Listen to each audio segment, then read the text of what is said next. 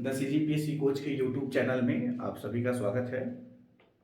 एक छोटी सी इन्फॉर्मेशन है आपके लिए, उसके बाद हम छत्तीसगढ़ के आर्थिक सर्वेक्षण के पहले अध्याय की तरफ आगे बढ़ेंगे। इस यूट्यूब वीडियो के डिस्क्रिप्शन बॉक्स में एक लिंक मैं आपको प्रोवाइड करूंगा, या तो फिर गूगल प्ले स्टोर में आप द सीजीपीएससी कोच करके सर्च करें और उसमें एजुकेशन देखिए, उसमें दो ऐप मिलेंगे आपको। तो एजुकेशन नीक मीडिया ने जो डेवलप किया हुआ है उस ऐप को डाउनलोड करें। इसलिए कह रहा हूँ मैं कि अभी 31 जनवरी तक विभिन्न ऑफर्स वगैरह के माध्यम से द सीजीपीएससी कोच की जितनी भी ऑनलाइन क्लासेस हैं उसमें बहुत कम फीस में कोर्सेज प्रोवाइड किए जा रहे हैं। ये सारे कोर्सेज जो हैं पूरे 1 साल के लिए हैं, 1 ईयर के लिए हैं, है ना भाई। तो जहाँ पे आप काफ़ी हाई फीस पे करके किसी क्लास को ज्वाइन करते हो, जैसे एक सिंपली मैं आपको बताऊँ, मैथ्स रीजनिंग की जो क्लास है वो कंप्लीट 1 ईयर के लिए 199 रुपीज़ में ही है, जिसमें आपको मैथमेटिक्स की लगभग 20-25 क्लास मिलेगी, रीजनिंग की 20-25 क्लास मिलेगी, विथ पीडीएफ नोट्स भी उसका मिलेगा, प्रैक्टिस पेपर भी आपको मिलेगा। तो ये कोशिश है हमारी ताकि वो स्टूडेंट्स भी इन सारी चीज़ों का लाभ उठा सके जो बहुत ज़्यादा फाइनेंशियल स्ट्रांग नहीं है ना भाई। तो जैसे सीजीपीएससी प्रीलिम्स का कंप्लीट कोर्स कंटेंट जो है 1 ईयर के लिए वो काफ़ी मिनिमम फीस में वहाँ पे प्रोवाइड किया जा रहा है। तो ऐप को डाउनलोड करके स्टोर में चले जाएं तो वहाँ आपको सारी इन्फॉर्मेशन मिल जाएगी, और उसके साथ साथ काफ़ी सारे फ्री वीडियोस जो हैं जो यूट्यूब में अवेलेबल हैं वो ऐप में भी फ्री वीडियोस अवेलेबल हैं। तो निश्चित तौर पे उससे आपको लाभ होगा। हम चाहते हैं कि ज़्यादा से ज़्यादा आप उसका लाभ उठा लें। छत्तीसगढ़ के आर्थिक सर्वेक्षण के अंतर्गत हमारा पहला टॉपिक है आर्थिक समीक्षा। तो आर्थिक समीक्षा की हम बात करें तो इसमें हम सबसे पहले आर्थिक समीक्षा के अंतर्गत जो प्रश्न पहले पूछे गए हैं, निश्चित तौर पे उसी प्रश्न को दोबारा पूछने की संभावना थोड़ी कम बनती है। और वर्ष 2020 में जैसे अभी जो भी परीक्षाएं हुई जिसमें छत्तीसगढ़ से प्रश्न पूछे गए थे, तो इस क्षेत्र से प्रश्न कम पूछे गए हैं। इस बार इकोनॉमिक सर्वे से जो क्वेश्चंस पूछे गए वो थियोरटिकल क्वेश्चंस पूछे गए हैं, आंकड़े बेस्ड कम पूछे गए हैं। इसका मतलब ये नहीं है कि अभी दोबारा आंकड़े बेस्ड नहीं आ सकते। अब हमारा तो उत्तरदायित्व है कि जो भी बताए वो आपको पूरा बताए ताकि प्रश्न किसी भी स्तर का हो आप उसको हल कर सकें। तो इसमें देखिएगा, 13 नवंबर 2019 को अंतर्राष्ट्रीय मुद्रा कोष ने 13 नवंबर 2019 को अंतर्राष्ट्रीय मुद्रा कोष ने जो स्टेटमेंट दिया उसके मुताबिक आर्थिक व्यवस्था के ऊपर भारत की जो स्टेटमेंट दिया, तो उसके मुताबिक देखें तो जीडीपी के आधार पर, जीडीपी मतलब क्या हुआ, gross domestic product. Gross domestic product मतलब कि सकल घरेलू उत्पाद। तो पहले ऐसा करते हैं कि हम सकल घरेलू उत्पाद को समझते हैं। होता क्या है, सकल घरेलू उत्पाद को समझने के लिए आप 3 शब्द को स्वीकार कर लीजिए। पहला है निश्चित अवधि। निश्चित अवधि, निश्चित अवधि मतलब जैसे कि 3 महीने, 6 महीने, 1 साल, 5 साल, है ना। तो ये निश्चित अवधि है। दूसरा शब्द है भौगोलिक सीमा। भौगोलिक सीमा, तो भौगोलिक सीमा उस देश की या उस राज्य की हो जाएगी जिसके बारे में हम बात करेंगे। और तीसरा शब्द है क्या, वस्तु एवं सेवाओं का अंतिम मौद्रिक मूल्य। वस्तु एवं सेवाओं का अंतिम मौद्रिक मूल्य।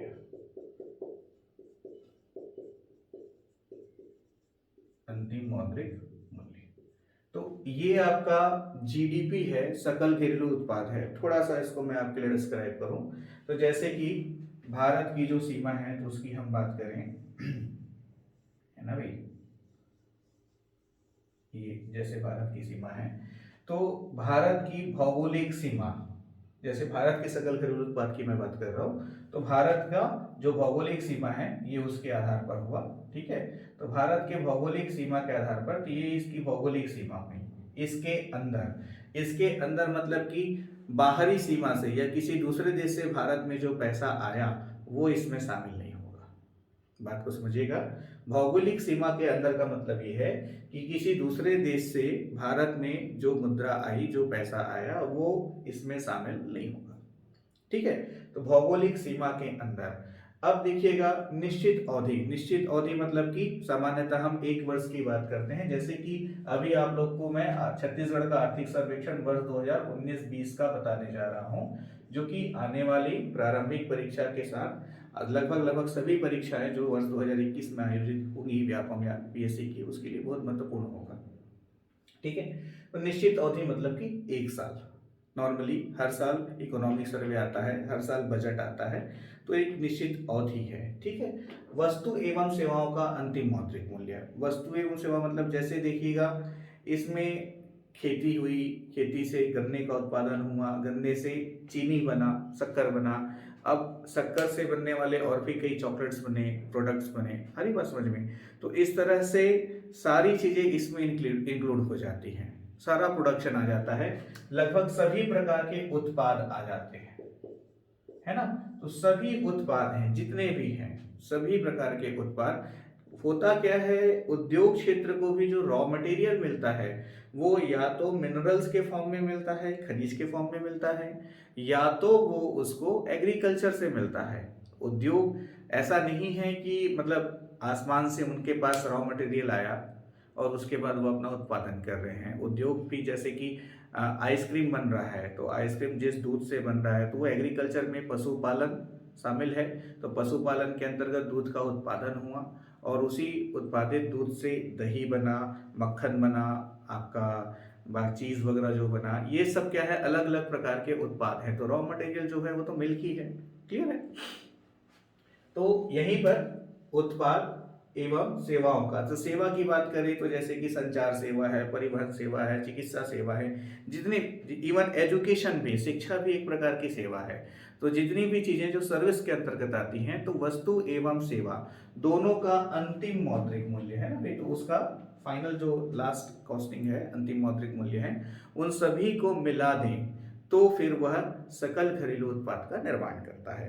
तो ध्यान रखिएगा, सकल घरेलू उत्पाद को परिभाषित करने के लिए 3 शब्द को आपको स्वीकारना है।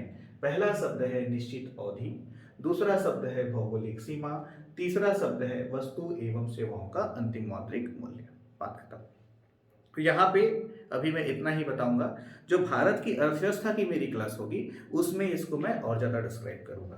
तो जीडीपी के आधार पर, सकल घरेलू उत्पाद के आधार पर, अंतरराष्ट्रीय मुद्रा कोष के अनुसार भारत का जो विश्व में स्थान है वो 5वां स्थान है, 5वां स्थान है। और इसी में देखें पीपीपी मॉडल है ना भाई, क्रय शक्ति समता रीति के आधार पर भारत का विश्व में जो है 3रा स्थान है। तो अब पीपीपी क्या है, तो बहुत सरल शब्दों में एक लाइन में मैं आपको बताऊं, किसी वस्तु को आप भारत में खरीदते हैं, जैसे कि एक ग्लास आपने खरीदा है ना भाई, तो मान लो उस ग्लास की भारत में कीमत 500 रुपए है और वही ग्लास आपको अमेरिका में जो है, अब अमेरिका में करेंसी डॉलर है तो उसको मैं रुपीस में कन्वर्ट करके बताऊं, तो यदि वो अमेरिका में आपको 1500 में रुपए में मिल रहा है, तो अमेरिका और भारत के सेम चीज आपको भारत में कम प्राइस में मिल रही है, सेम चीज आपको अमेरिका में ज्यादा प्राइस में मिल रही है, तो इनके बीच का ये जो डिफरेंस है ये क्रय शक्ति समता रिधि है।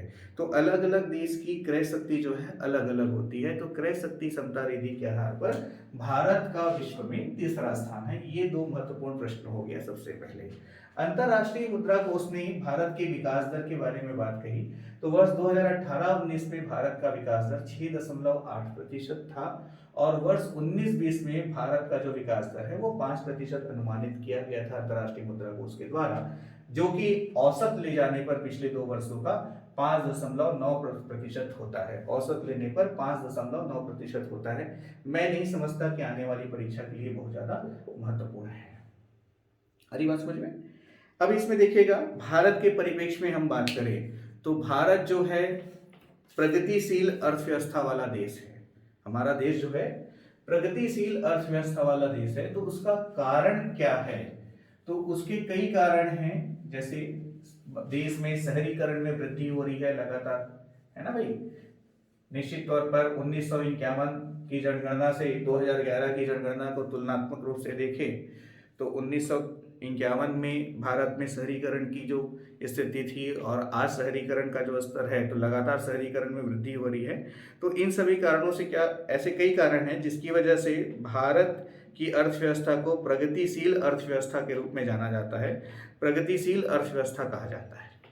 ठीक है, कारण क्या है, ग्रामीण विकास, विकेंद्रीकरण, महिला सशक्तिकरण, शहरीकरण, उन्नत स्वास्थ्य सुविधाओं का विकास एवं विस्तार, उन्नत संचार एवं आधारभूत संरचनाओं का विकास एवं विस्तार, अंतरिक्ष प्रौद्योगिकी में विकास, निर्यात में वृद्धि और सबसे प्रमुख कारण है 65% युवा जनसंख्या। ये भारत की सबसे बड़ी ताकत है। तो इन सभी चीज़ों को सम्मिलित करते हुए मुख्य परीक्षा में प्रश्न का उत्तर आपको लिखना होता है। सीजीपीएससी मुख्य परीक्षा 2017 में प्रश्न पूछा गया था कि छत्तीसगढ़ की आर्थिक समीक्षा को स्पष्ट कीजिए। 8 नंबर का प्रश्न आया था। तो उस आर्थिक समीक्षा में जो बातें मैंने आपको बताई, यहीं से ही आपको अपने प्रश्न का उत्तर लिखना प्रारंभ करना है। अब हम एक ही स्टेप आगे बढ़ते हैं। तो विभिन्न क्षेत्रों के आधार पर कुछ आंकड़े मैं आपसे साझा करने जा रहा हूं। तो देखिएगा, यहां पर कृषि एवं संबद्ध सेवाएं, उद्योग क्षेत्र और सेवा क्षेत्र को मैंने मेंशन किया है। तो यहां पर हम बातचीत करेंगे एक साथ स्थिर मूल्य और प्रचलित मूल्य के आधार पर, है ना। तो दोनों को एक साथ मैं मेंशन कर रहा हूं ताकि हमको समझने में किसी भी प्रकार की परेशानी ना हो। तो ध्यान दीजिएगा, स्थिर मूल्य और प्रचलित मूल्य से आप क्या समझते हैं, ये आपको क्लियर करना सबसे पहले जरूरी है। स्थिर मूल्य की बात करें तो जैसे कि स्थिर मूल्य आधार वर्ष के आधार पर निकाला जाता है। जैसे पिछला आधार वर्ष था 2003-04, वर्तमान में आधार वर्ष है 2011-12। तो होता क्या है, सिस्टम में आर्थिक इकोनॉमिक सिस्टम में एक बेस ईयर बना लिया जाता है और उस बेस ईयर से कंपेयर किया जाता है कि वर्तमान वर्ष जो है उसमें क्या फर्क पड़ा। जैसे कि आप मान लो कोई जॉब करते हैं, तो 2010 में आपकी सैलरी 20,000 थी और अभी आपकी सैलरी 25,000 है। तो मैं ये कह सकता हूं कि 10 वर्ष में आपकी सैलरी में 5,000 की वृद्धि हुई। इससे कई सारी चीजों का कैलकुलेशन किया जा सकता है, कई सारे सवालों के जवाब मिलते हैं।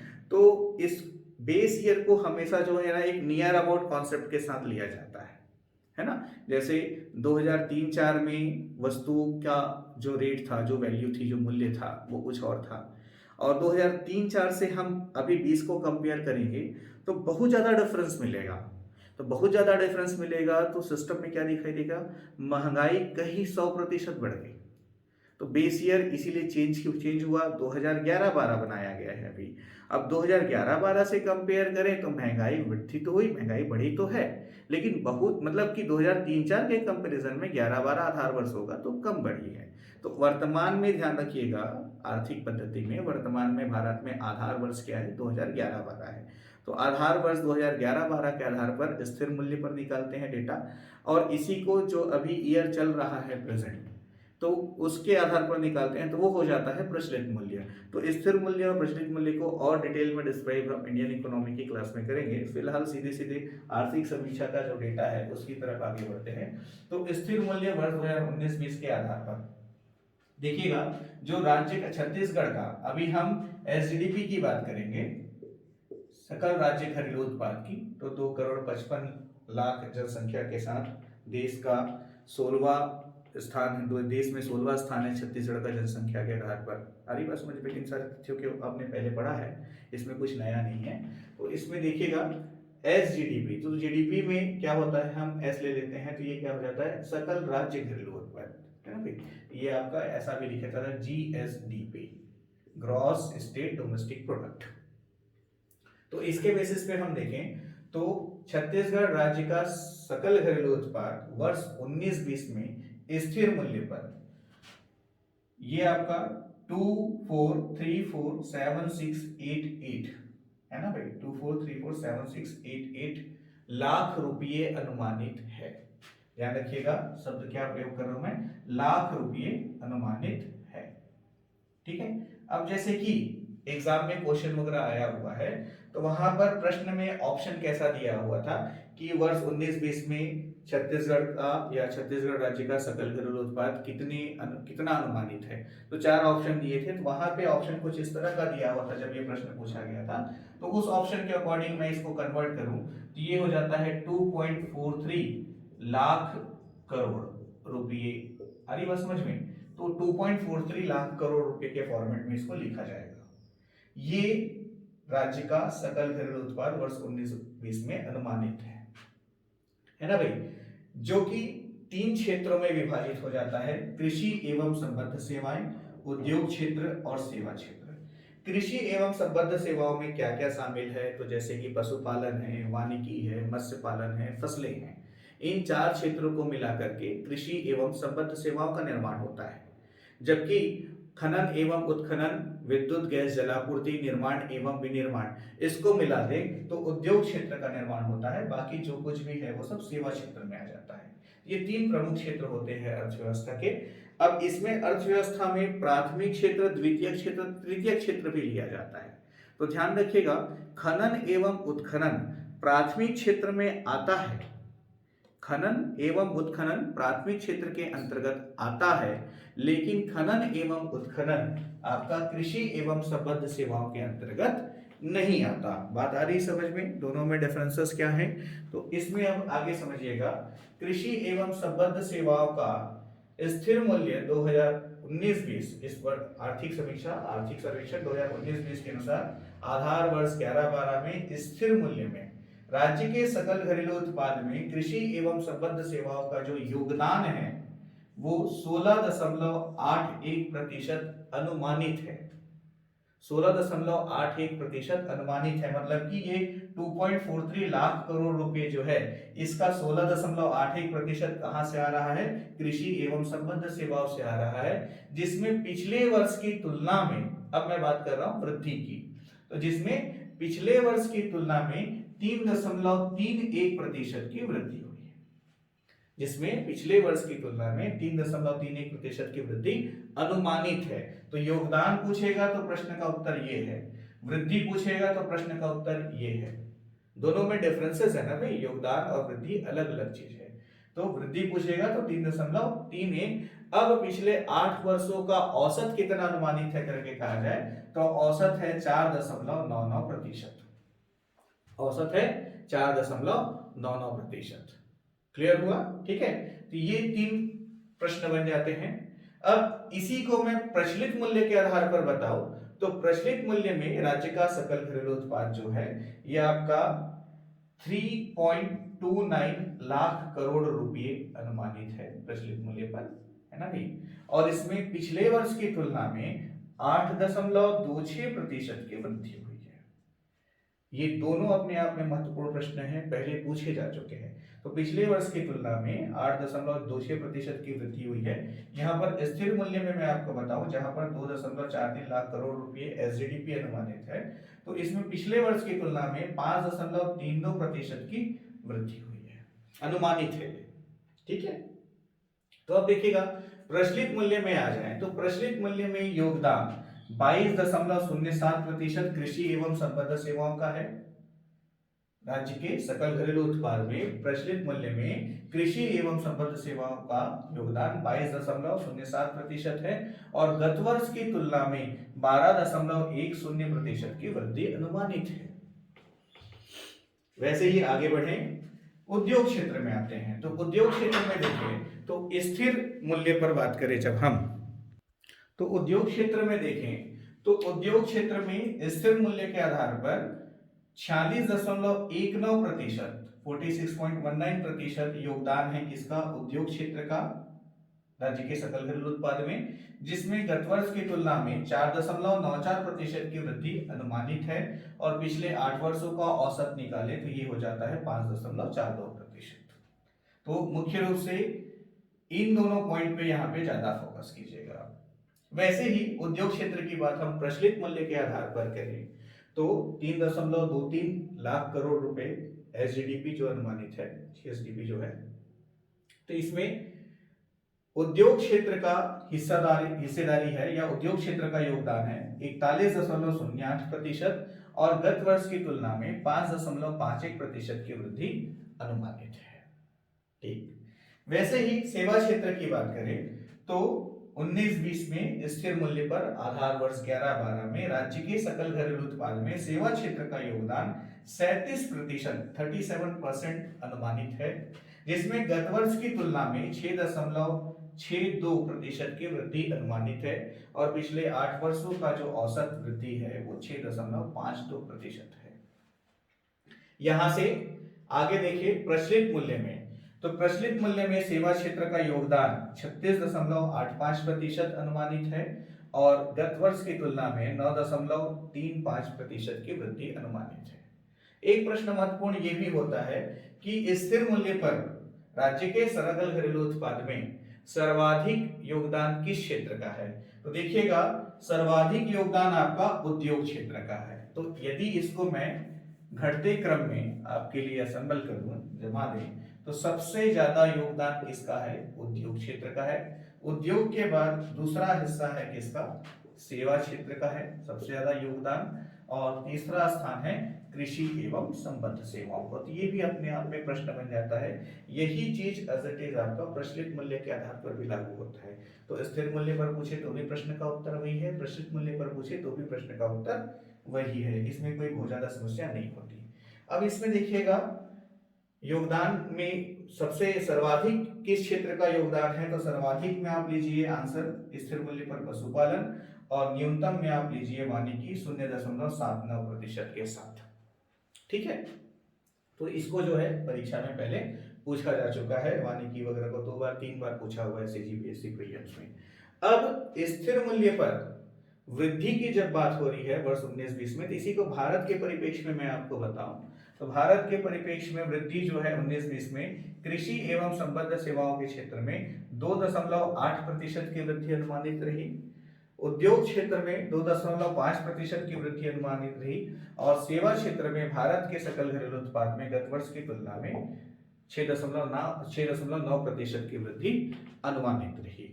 तो ये जितना भी मैंने आपको बताया, जैसे कि आप सीजीपीएससी प्रारंभिक परीक्षा की मान लो तैयारी कर रहे हैं, तो छत्तीसगढ़ का प्रश्न बैंक आप लोग हल कर रहे होंगे, तो उसमें देखिएगा छत्तीसगढ़ की अर्थव्यवस्था एक टॉपिक है जिसमें यहाँ से आए हुए क्वेश्चंस को एग्जाम में मेंशन किया हुआ है। तो उन क्वेश्चंस का आंसर प्रेजेंट डेटा के मुताबिक ईयर को चेंज करके देने का प्रयास करें, तो वो सही तरीका होगा जिससे आप प्रश्न को समझ पाएंगे। इसमें कुछ छोटी छोटी बारीकियां और हैं जिसके बारे में मैं आपको बताता हूं। देखिएगा, इसमें देखिएगा, अभी जो क्षेत्रवार अध्ययन हमने किया उसमें जो सेकंड लाइन था, वृद्धि आपको जो दिखाई पड़ रही थी गत वर्ष की तुलना में, तो यहाँ पे 4 पॉइंट्स जो हैं महत्वपूर्ण हैं। 2018-2019 की पीएससी और व्यापम की परीक्षाओं में ये प्रश्न बार बार पूछे गए थे।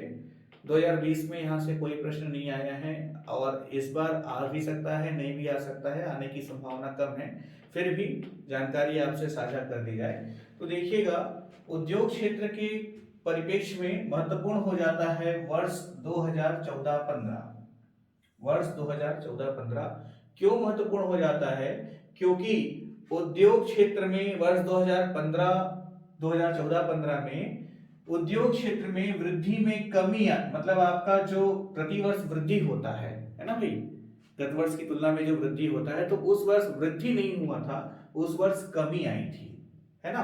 तो इस कमी को नकारात्मक वृद्धि के रूप में भी कहा जाता है। कितना? -1.55%, ऋण 1.55% की कमी आई थी। नॉर्मली हर बार वृद्धि आती है, तो इस बार कमी आई थी 2014-15 में। किस क्षेत्र में? उद्योग क्षेत्र में। इसीलिए 2014 से 2019 तक के लिए औद्योगिक नीति लाई गई, जिसको एक्सटेंड करके 2019 से 2024 तक कर दिया गया है छत्तीसगढ़ राज्य की औद्योगिक नीति। अरे बात समझ में? तो उद्योग क्षेत्र में वृद्धि लाने के लिए, बढ़ावा देने के लिए औद्योगिक नीति लाई गई। वैसे ही कृषि एवं संबद्ध सेवाओं की बात करें तो वर्ष 15-16 में नकारात्मक वृद्धि देखने को मिलती है। कितना? 0.95% की 0.95% की नकारात्मक वृद्धि देखने को मिलती है। वह किस कारण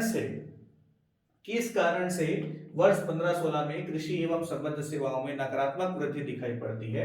तो कारण पूछा जाए तो कारण होगा सूखाग्रस्त होना। तो इस वर्ष क्या था? राज्य के अधिकतर जिले, अधिकतर तहसील, जो ब्लॉक जो थे, विकासखंड थे, वो सूखाग्रस्त थे, इसलिए फसलों के उत्पादन में कमी आई थी। वैसे ही वर्ष 2017-18 में भी कृषि एवं संबद्ध सेवाओं में नकारात्मक वृद्धि दिखाई पड़ती है, ऋण 9.51% की। यहां पे कारण क्या था? तो यहां पे कारण था प्रमुख फसलों के उत्पादन में कमी। प्रमुख फसलों के उत्पादन में इस वर्ष कमी आने के कारण कृषि एवं संबद्ध सेवाओं में नकारात्मक वृद्धि दिखाई पड़ती है। पिछले 8 वर्षों में किस वर्ष में कृषि एवं संबद्ध सेवाओं में सर्वाधिक वृद्धि दिखाई पड़ती है, तो वो वर्ष है, सर्वाधिक की बात करें तो वो वर्ष है 2016-17। इसमें 21.28% की वृद्धि के साथ सर्वाधिक वृद्धि कृषि एवं संबद्ध सेवाओं में दिखाई पड़ती है।